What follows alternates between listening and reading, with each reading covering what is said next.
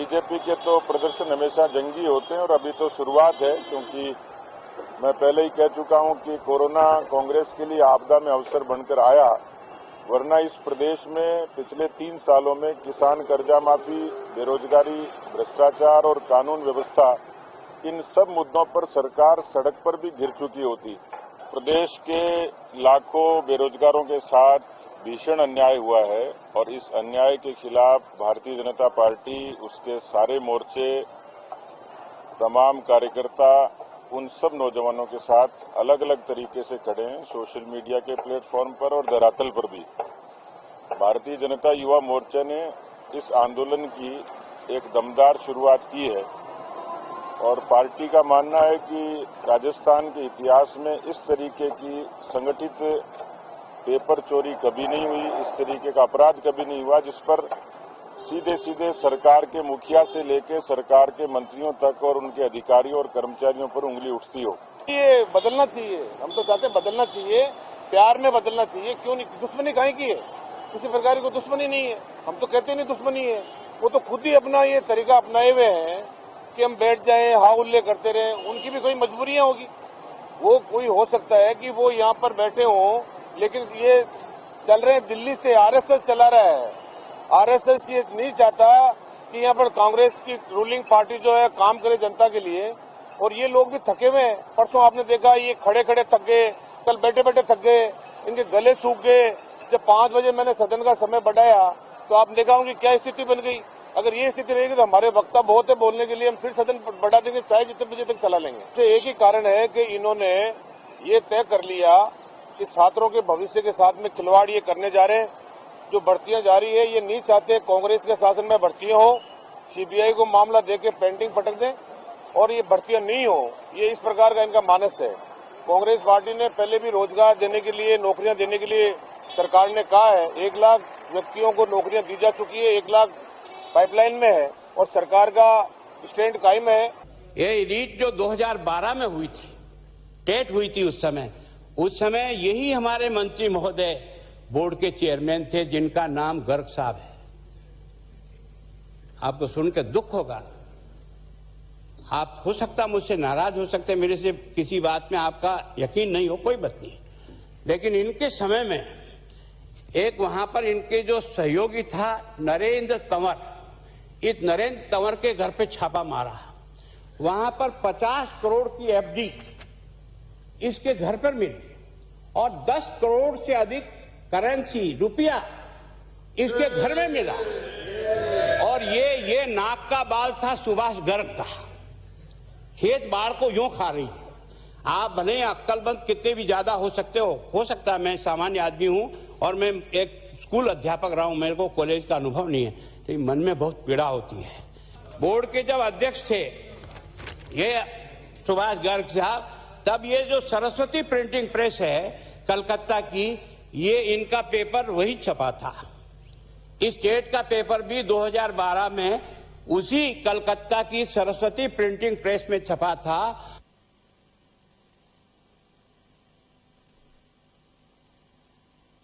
Paper सड़कों पर नीलामी के रूप में जब आया था तो उसका मुकदमा दर्ज हुआ।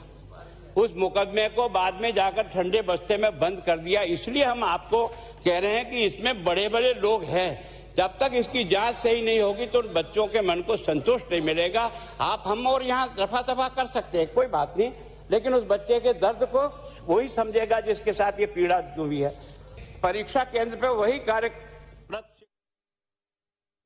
नमस्कार जनता में स्वागत है आपका। मैं हूं योगेंद्र, आप देख रहे हैं खास खबर। खास खबर में हम बात करेंगे राजस्थान विधानसभा की। राजस्थान विधानसभा में लग रहा था कि गतिरोध टूटेगा, लेकिन गतिरोध टूटा नहीं। चर्चा जरूर हुई, रीट पर बहस भी कराई गई।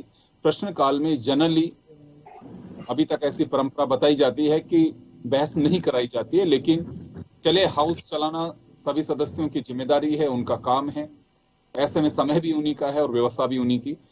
विधानसभा अध्यक्ष डॉक्टर सीपी जोशी ने ये व्यवस्था दी, सदन को एडजर्न किया, यानी कि स्थगित किया।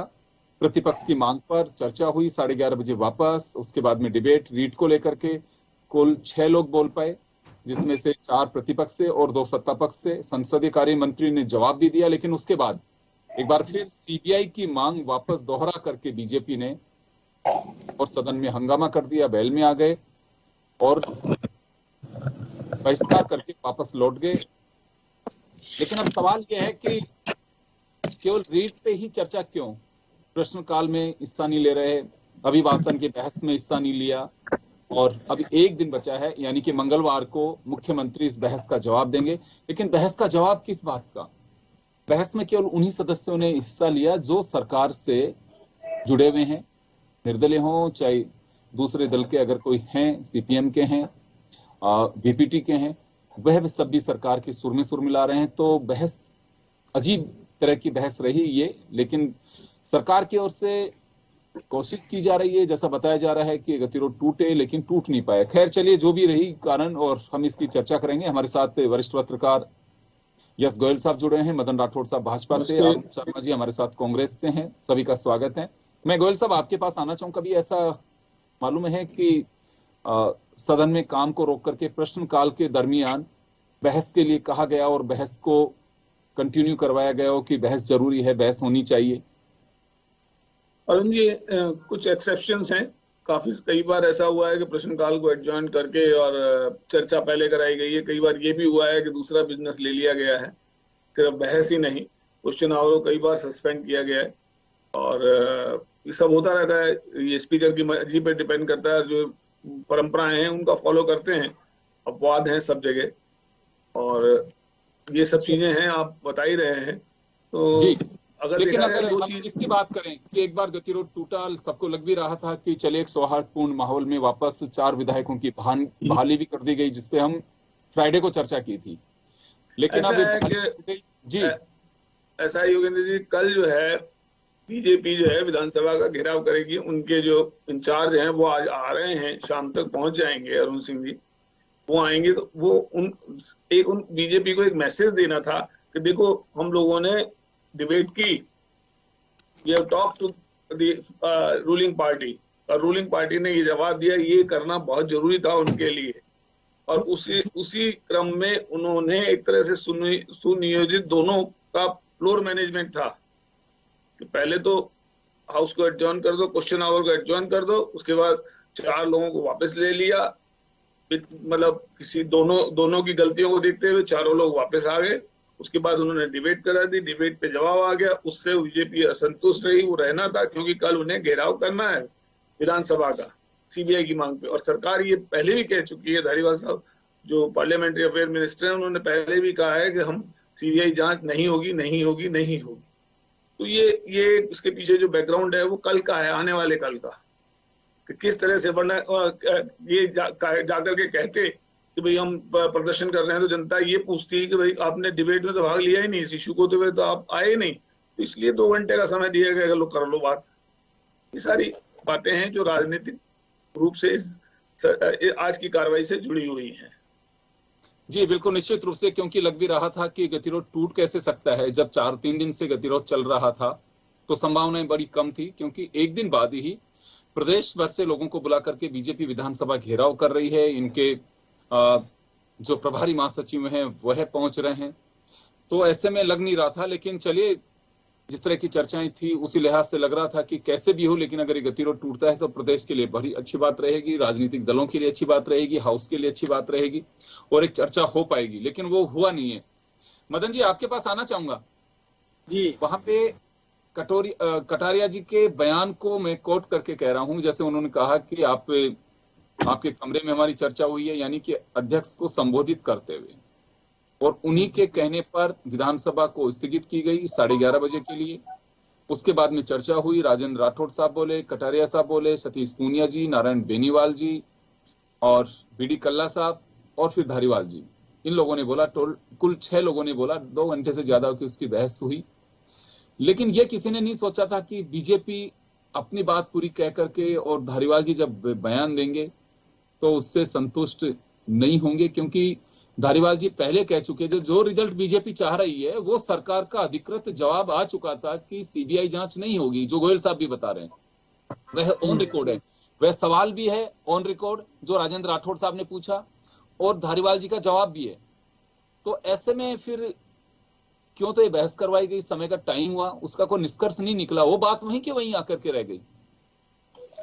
देखिए, विपक्ष ये उम्मीद करता था कि सरकार गंभीर होगी और सीबीआई जांच के लिए भी बात कहेगी और उसमें कुछ मुद्दे भी रखेगी, लेकिन न तो बीडी कल्ला कोई विषय रख सके, न शांति धारीवाल जी रख सके, केवल अड़ियल रुख अपनाया उन्होंने। और कोई भी, जैसे एक होता है ना कि सत्ता पक्ष और विपक्ष जब चर्चा करता है तो यदि किसी की बात समझ में आ जाए तो उस पर उनको निर्णय करना चाहिए, लेकिन जो पहले से ही हठधर्मी करके बैठे हुए थे कि हमको तो किसी भी कीमत पर और सीबीआई जांच नहीं करवानी है। देखिए वो कैसे उदाहरण दे रहे थे, शांति धारीवाल जी वो किसी ऐसे उदाहरण दे रहे थे जो सत्ता पक्ष से जुड़े हुए नहीं थे, कि भैरव सिंह जी ने ये कहा कि सीबीआई में और ठंडे बस्ते में पड़ जाएगा और ये हो जाएगा, लेकिन वो कोई सत्ता पक्ष के और कोई प्रभावी व्यक्ति का मुद्दा नहीं था। वो केवल एक किसी भी व्यक्ति की जांच और वो उस पर इस प्रकार का बयान देना, जबकि यहाँ पर सत्ता पक्ष के बड़े बड़े महारथी जुड़े हुए हैं।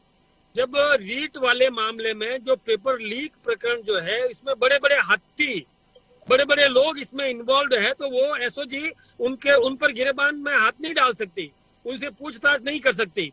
और किसी मामले में एसओजी सक्षम है और किसी पर हाथ डाल सकती है और किसी से कड़ाई से पूछताछ कर सकती है, लेकिन जो सत्ता नसीन है, सत्ता के जो बड़े नेता हैं जिन्होंने एसओजी नियुक्त की, जो प्रभावी है उन पर अपना प्रभाव डाल सकते हैं, ऐसे प्रभावी व्यक्तियों पर एसओजी और पूछताछ भी नहीं कर सकती, उनको विनम्रता से ही बात करनी पड़ेगी, उनको बुला भी नहीं सकती। इसलिए सीबीआई जांच की मांग की जा रही है।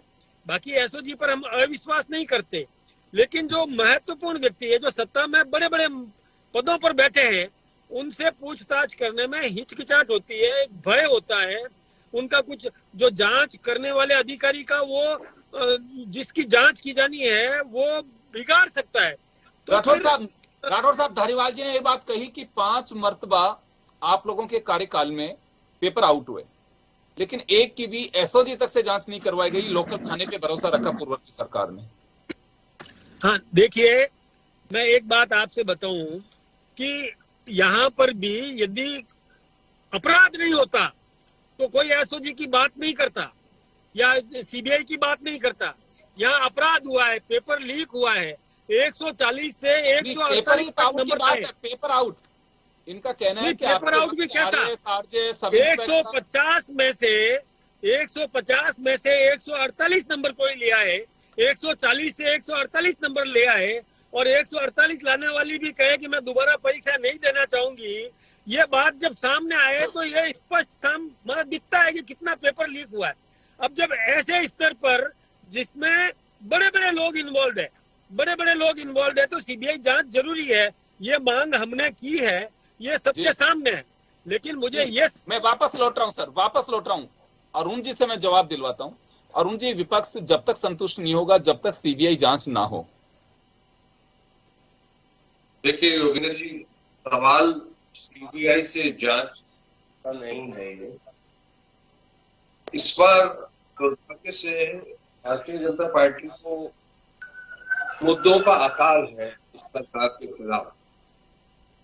जिस प्रकार से कोरोना प्रबंधन किए गए, सारी योजनाएं चल रही हैं, कर्जे माफ हुए, बेरोजगार युवाओं को न केवल भत्ता दिया गया, बाकी भर्तियों की रफ्तार देखिए, किस साइज की भर्तियां हैं, और 2022 का भी कैलेंडर अब जारी हो गया है।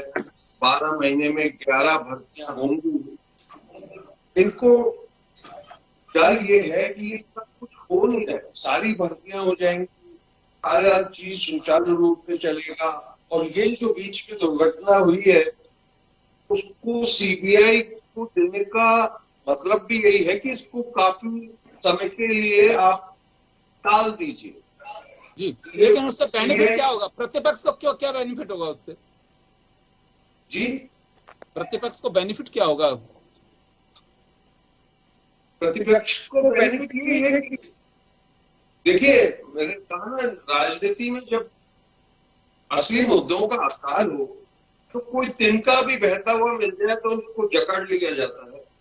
इनको ये अवसर कमाल का लग रहा है। इसमें प्रतिस्पर्धा तक इनकी बीजेपी की विभिन्न जो कॉम्पिटिशन है वो भी साफ उजागर हो रही है।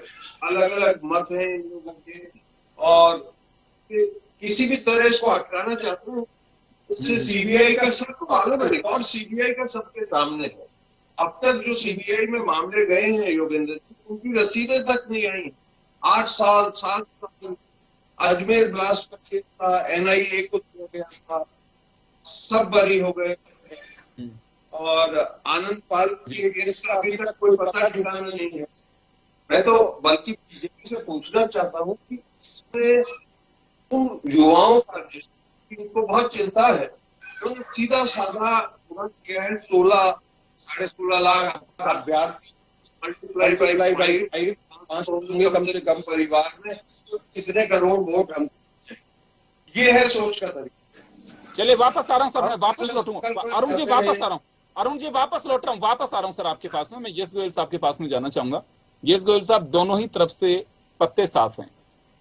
गवर्नमेंट सीबीआई से जांच नहीं करवाएगी और बीजेपी सीबीआई जांच पे अड़ी हुई है, तो क्या मानिए तो रास्ता निकलने वाला नहीं है ऐसे तो। क्योंकि टेबल टॉक जब होती है, किसी की चर्चा के ऊपर कहीं सहमति बनती है।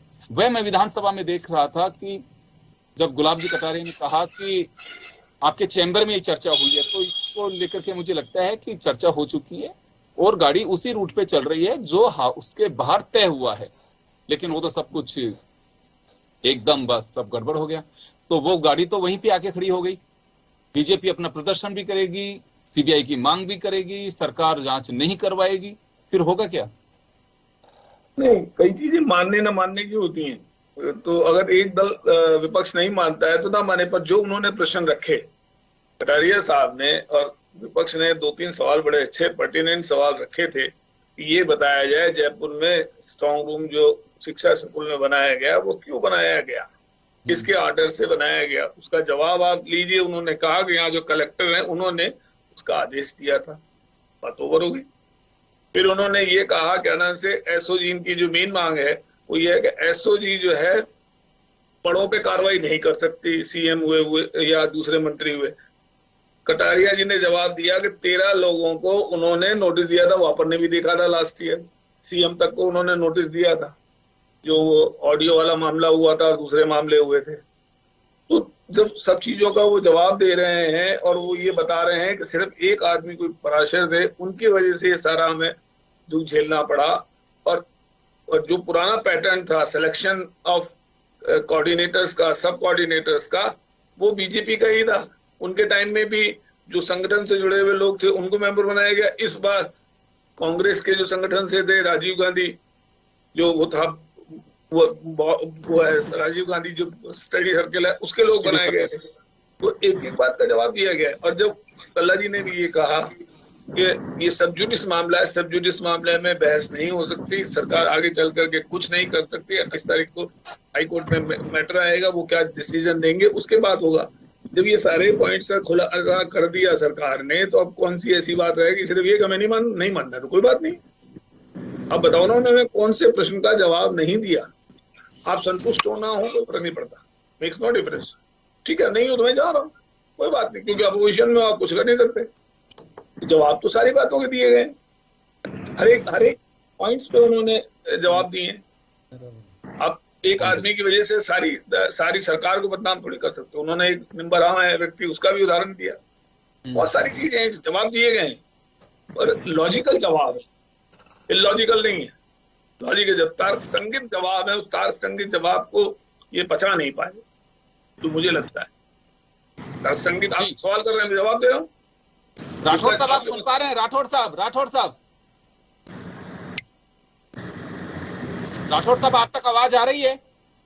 क्योंकि सवाल यहाँ पे यह उठ रहा है कि जो प्रतिपक्ष के सीनियर लीडर्स ने और सीनियर मेंबर्स ने जो सवाल उठाए उनके जवाब दिए, और जवाब कायदे से होता है कि बहस में आप जो कोई भी आप पे अगर ऐसे कोई पॉइंट अगर आप रखते हैं या सवाल खड़े करते हैं, तो वो अगर उसका जवाब आता है, जवाब अगर आता है तो उसी लिहाज से लगता है कि टू द पॉइंट बहस चल रही है। लेकिन अगर रिजल्ट पहले से ही आप तय करके बैठे हैं कि ये रिजल्ट नहीं निकल सकता है, तो मुझे लगता है कि फिर बहस का औचित्य नहीं रहता है। आप सवाल खड़े करिए और उधर से आपको बहस का जवाब मिलेगा। खैर चलिए, लेकिन बीजेपी की मुझे लगता है कि रणनीति थी, पहले से ये लग रहा था कि ये बर्फ पिघलने वाली नहीं है। उसकी वजह साफ थी कि मंगलवार को विधानसभा को घेरने की पूरी प्लानिंग की गई। राठौर साहब आपके पास आना चाहूंगा। देखिए, गोयल साहब ने एक बात कही है और सबने देखा भी है कि जो सीएलपी लीडर ने या डिप्टी सीएलपी लीडर ने या आपकी पार्टी के प्रदेश अध्यक्ष माननीय सदस्य ने जो मुद्दे उठाए, सवाल खड़े किए, उनका जवाब धारीवाल जी ने और बीडी कल्ला जी ने दिया। तो बहस का मतलब तो यही होता है कि आपने जो सवाल किए उनके जवाब दिए।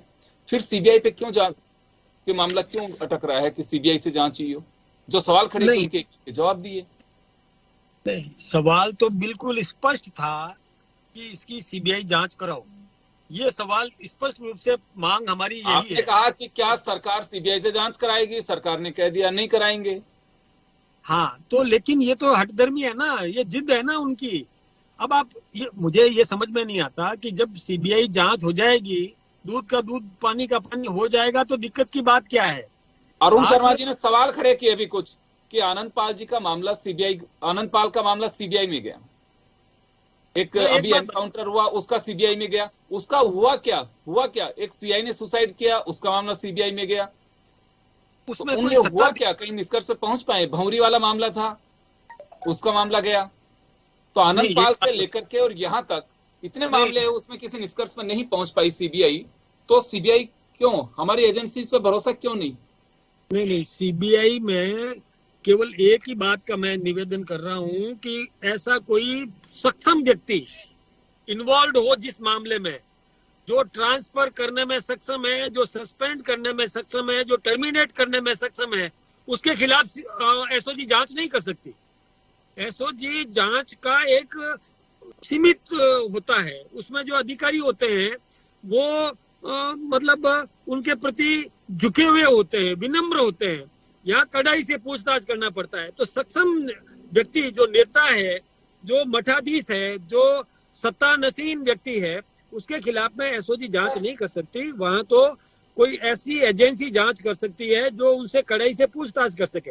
मैं एक बात जानना चाहूंगा सर, मैं एक बात जानना चाहूंगा राठौर साहब आपसे। यहाँ पे एजेंसीज की बात चल रही है, सीबीआई के पर कोई उंगली जब उठाता है कि तो ये माना जा सकता है कि सीबीआई भी अगर कोई government of India, union government के किसी बड़े आदमी से पूछताछ नहीं कर सकती। देखिए, एजेंसीज तो वही हैं, वो यूनियन गवर्नमेंट के उसमें गवर्न कर रही है, और ये यहाँ पे स्टेट गवर्नमेंट से, चाहे एसओजी हो, चाहे स्टेट पुलिस हो, चाहे वो हर स्टेट की क्राइम ब्रांच हो, वो उसी से चलती है। तो यहाँ संदेह हो रहा है, तो देखिए अधिकारी तो वही है, वहां पे भी अगर डायरेक्टर सीबीआई है तो आईपीएस ऑफिसर ही है। उसमें ऐसे मामले में किसी मजिस्ट्रेट या हाईकोर्ट के जज से जांच करवाई जाती है। और अभी देखिए, जैसे इसमें सबने माना, स्वयं स्पीकर ने माना कि बहुत बड़ा अपराध हुआ है। विधानसभा के स्पीकर ने, सीपी जोशी जी खुद ने माना कि बहुत बड़ा अपराध हुआ है, बहुत बेरोजगारों के साथ अन्याय हुआ है। उन्होंने ये भी कहा दोनों वक्त, पूर्ववर्ती सरकार के वक्त भी, अब की सरकार के वक्त भी, ये नेग्लिजेंसी है सरकारों की। नहीं, मैं एक बात बताऊं, कहीं भी नेग्लिजेंसी होगी तो निश्चित रूप से प्रश्न उठेगा। जब नेग्लिजेंसी होती है तभी तो ये विषय सामने आते हैं। यदि अपराधी नहीं होते हैं, ये पेपर लीक नहीं हुआ होता, जैसे वो ड्राइवर वाला इश्यू हुआ, जो ड्राइवर एक्सीडेंट करवाया गया और उससे पेपर वहां से छीने गए, वहां से पेपर से उठाए गए और उसकी हत्या की गई। ये सब बातें जब सामने आती है और उसमें सरकार मानती है, 10 लाख रुपया भी उसको देती है, नौकरी लगाने का और आश्वासन भी देती है, जब ये स्थितियां सामने आती है तो फिर संदेह तो बढ़ता ही बढ़ता है ना। मैं एक बात जानना चाहूंगा राठौर साहब, मैं एक बात जानना चाहूंगा। अभी आपने कहा कि 10 लाख रुपए उसको मुआवजा दिया तो संदेह होता है। मैं तो एक बात जानना ये चाह रहा हूं आपसे कि अगर किसी भी पीड़ित पक्ष की, अगर कोई भी सरकार, आपके वक्त भी अगर उसके हेल्प करते हैं तो क्या माना जाए कि सरकार का इन्वॉल्वमेंट होता है उसमें? नहीं, हेल्प नहीं। देखिए, ये हेल्प देते तो पहले देते थे। हमारे सांसद ने धरना दिया, लगातार बैठे रहे, उस बात को उजागर किया, उस लेकिन केस की आपके सांसद भी एक बात सामने ये नहीं कह रहे कि ये बीजेपी दिलाना चाह रही है, वो भी कह रहे हैं कि मैंने दिलाया ये। नहीं, कोई भी दिलाए, मैं ये बात कहूं, चाहे मैं तो कहूं कांग्रेस का व्यक्ति दिलाए, हमको कोई दिक्कत की बात नहीं है, लेकिन ये मामला तो सामने आया ना कि उसकी हत्या हुई, तब जाकर के सरकारी नौकरी देने की स्थिति बनी। कोई ऐसे ही एक्सीडेंट नहीं हो गया जिसमें से पेपर्स निकाले गए, जो पेपर्स लेके जा रहा था उसमें दुर्घटना बता करके और पेपर्स को वहां से उठा करके लेके जाना, ये अपराध जब स्थिति सामने आती है तभी जाकर के सरकार कटघरे में खड़ी होती है। और यही नहीं, मैं जवाब दिलवा रहा हूं सर, एक बार जवाब दिलवाता हूं, अरुण जी से जवाब दिलवाता हूं। अरुण जी, ये तो तय मान के चलिए कि प्रतिपक्ष के मंसूबे साफ हैं कि वो सीबीआई की जांच के बिना वो मानने वाले नहीं है। मैं पहले भी सवाल कर चुका हूं, लेकिन अभी जो चीजें कही हैं कुछ मामलों को लेकर के और संदेह जाहिर कर रहे हैं राठौड़ साहब। देखिए योगेंद्र जी, अगर बचपन में जासूसी उपन्यास ज्यादा पढ़ लो आप, आपकी कल्पनाएं कमाल की उड़ाने भरती हैं। ये बिल्कुल ही अब नई बात करने लगे हैं कि उसकी हत्या की गई और वहीं से पेपर निकाले गए, इनके पास कोई सबूत नहीं। ये सूरज पे भी थूकने की कोशिश कर रहे हैं, जबकि कह रहे हैं कि नहीं, यही जांच करो ना, सबूत आ जाएंगे सामने। उनके धुर विरोधी भी बहुत साहस चाहिए उन पे भ्रष्टाचार का आरोप लगाने के लिए, सब पूरा प्रदेश जानता है, लेकिन ये कोशिश करने में क्या हर्जे वाली कहानी पे चल रहे हैं और इनका कुछ नहीं होने वाला है। ये बहुत स्पेशल केस है, इसमें सचमुच प्रदेश के 16.5 लाख नौजवानों की जीवन का सवाल है, उनके कैरियर का सवाल है, उससे मजाक हम नहीं होने देंगे। ये कोई पैरेलल एग्जाम नहीं है, इनके पास कोई सबूत नहीं है। आप कुछ भी कह सकते हो, अगर वो केजरीवाल जी के पास सबूत है कि मंत्री इन्वॉल्व है, मुख्यमंत्री इन्वॉल्व है, एक अच्छे नागरिक होने के नाते, एक अच्छे सांसद होने के नाते तो एसओजी को दे देना चाहिए कि ये रहे वही सबूत, मैं तुम्हारी हेल्प करने को तैयार।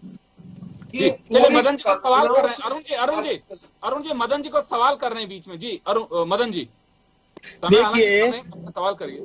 मैं एक छोटी सी बात कहना चाहूंगा कि जब लेवल 1 और लेवल 2 के पेपर तैयार करने वाली एजेंसी वही, प्रिंटिंग प्रेस वही, तो लेवल 2 पर तो आप कैंसिल कर रहे हो, निरस्त कर रहे हो, लेवल 1 को नहीं कर रहे हो, क्यों?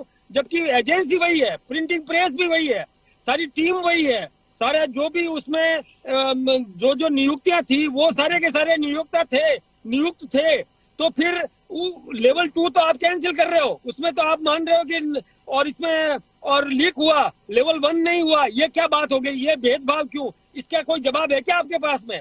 किस प्रकार के जवाब दिलवा रहा हूँ अरुण जी। मदन जी जवाब है, तो उसके लिए आपको इन्वेस्टिगेशन पे, न्यायालयों पे विश्वास करना पड़ेगा, करना चाहिए। और तो ये संस्थाएं हैं किसकी? एसओजी के जो इन्वेस्टिगेशन है उसमें स्पष्ट है कि ये लेवल 2 के पर्चे बाहर हुए हैं।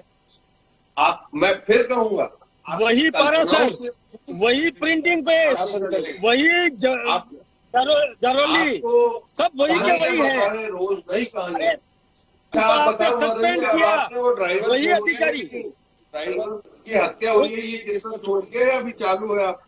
10 लाख ये चालू है। मैं ये कह रहा हूँ कि जारोली भी वही है, पारासर भी वही है, प्रिंटिंग प्रेस भी वही है, फिर लेवल 1 पर आप कैसे विश्वास कर रहे हो कि उसमें लीक नहीं हुआ, लेवल 2 लीक हुआ? ये कैसे कह सकते हैं? इसका आधार क्या है आपके पास में? टीम वही है जिनको आपने सस्पेंड किया, टीम वही है जिनको आपने हटाया, उन पर आप एक लेवल 1 में और सर्टिफिकेट दे रहे हो, लेवल 2 में आप अविश्वास कर रहे हो, क्या कारण है इसका? इन्वेस्टिगेशन जहां कार्य करेगा, जो खोज पाएगा उनमें कार्रवाई होगी। और आपको भी कोर्ट का भी इंतजार करना चाहिए, जिसने 28 फरवरी तारीख दी है, क्योंकि वो मानते हैं, जो कुछ एडवोकेट्स ने दायर की याचिका उन्होंने खारिज कर दिया है कि ये न्यू लाइट में जब सेकेंड लेवल निरस्त कर दिया गया है, इस आपने मेरे प्रश्न का जवाब नहीं दिया। बात करेंगे। आपने मेरे प्रश्न का जवाब नहीं दिया अरुण जी। जब एजेंसी वो की वो, प्रेस वही पारासर, वही जारोली, ये सब वो के वो जिनको आपने सस्पेंड किया, जिनको आपने हटाया, तो लेवल 1 पर आप कैसे सर्टिफिकेट जारी कर रहे हैं कि उसमें लीक नहीं हुआ? मदन जी, मैंने आपको निवेदन किया कि लेवल 2 पे ही एसओजी फाइंडिंग्स है कि लेवल 1 पर क्यों नहीं? हुआ है, 1 लेवल पर क्यों 1 पर नहीं? हुआ है। क्यों नहीं? लगता हो कि जांच एजेंसियों को लगता हो कि चलिए मैं गोयल साहब के पास में जाऊंगा एक बार में। गोयल साहब, आपके पास आना चाहूंगा। ये बड़ा बहस का विषय है और मुझे लग रहा है कि बड़ी एंडलेस है। जब तक प्रतिपक्ष तो चाहता है कि हम जो चाहें वो हो, सरकार कह रही है कि क्यों, काम तो हमारा है सरकार चलाने का, हम जैसे चाहेंगे वैसे होगा, हम किसी को स्टीयरिंग दूसरे को नहीं देंगे। तो ये इस तरह की एक पहेली बन चुकी है जिसको सुलझाना कमिंग डेज में, यही सब चीजें चली तो नहीं होगी। लेकिन इनको लेवल 1 का भी पूछ लो, चल रही है जी, लेवल 1 का और 2 का भी पूछ लो, जो मैंने प्रश्न किया। जी राठौर, गोयल साहब। देखिए, जैसा मदन जी कह रहे हैं भाई साहब, तो लेवल 2 का ही पेपर लीक हुआ है। अगर विपक्ष के पास ऐसे सबूत हैं कि लेवल 1 का भी हुआ है तो वो प्रोड्यूस करें, कौन मना कर रहा है? उसके भी जो शिकायत, जिनके पे शिकायत है उनको सामने लाएं, पहली चीज। दूसरी चीज ये है कि धारीवाल जी ने, सरकार ने ये बहुत स्पष्ट रूप से कहा है कि सुप्रीम कोर्ट को कोट करते हुए, प्राइम मिनिस्टर को कोट करते हुए ये कहा है कि CBI is not the trusted organisation to investigate every case. बहुत मोटे रूप में कहा है। तो आप उसको क्यों नहीं मानते? आपके प्राइम मिनिस्टर कह रहा है कि सीबीआई को, उन्होंने कहा था कांग्रेस ब्यूरो ऑफ इन्वेस्टिगेशन है। उन्होंने कम से कम 10 एग्जाम्पल यूपी के, महाराष्ट्र के, गुजरात के और छत्तीसगढ़ के सबके दिए कि यहाँ सुप्रीम कोर्ट ने मना किया। अभी जो लखीमपुर में हुआ वो भी सीबीआई ने सेट को दिया, सबको दिया। कुछ जरूरी थोड़ी है कि सारा काम सीबीआई करे एकदम। और क्यों करे? नहीं, उसमें अपराधी कोई बड़ा व्यक्ति नहीं था।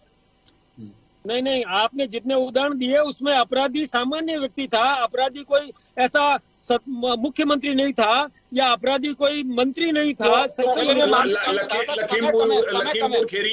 लखीमपुर खेरी में जो होम मिनिस्टर है सेंटर के, उनका लड़का है जो लड़का है मंत्री, और लड़का भी मंत्री के। आप तो तार उससे भी जोड़ सकते हो, जोड़ो ना उससे तार, क्यों नहीं जोड़ दे? चले, मैं माफी चाहूंगा, मैं समय का अभाव है, रोकना चाहूंगा। तो चलिए, कुल मिलाकर के जैसी स्थिति हमने छोड़ी थी वहीं पे है। बहस हुई है रीट को लेकर के, लेकिन बहस के बाद में जो उम्मीद थी प्रदेश की जनता को वैसी नहीं रही। गतिरोध बरकरार है, बीजेपी अपनी तैयारी में जुटी हुई है सड़क से सदन तक सरकार को घेरने की। मंगलवार को ये रौद्र रूप और दिखाई दे सकता है। खैर चलिए, लेकिन मैं एक ही बात कहूंगा कि जनता की गाड़ी, कमाई का पैसा, उसका असर होना चाहिए। इंपॉर्टेंट समय होता है, बहसें बहुत कम होने लगी हैं। अगर बहस में हिस्सा नहीं लेंगे तो मुझे लगता है कि वो भी कोई बहुत बड़ी समझदारी नहीं कह सकते इसे एक बार कैसे भी करके इसे टूटना चाहिए और बहस होनी चाहिए। जो मुद्दा हो सदन में उठाइए। बहुत बहुत शुक्रिया आप सभी का। खास खबर में इतना ही, दीजिए इजाजत, नमस्कार।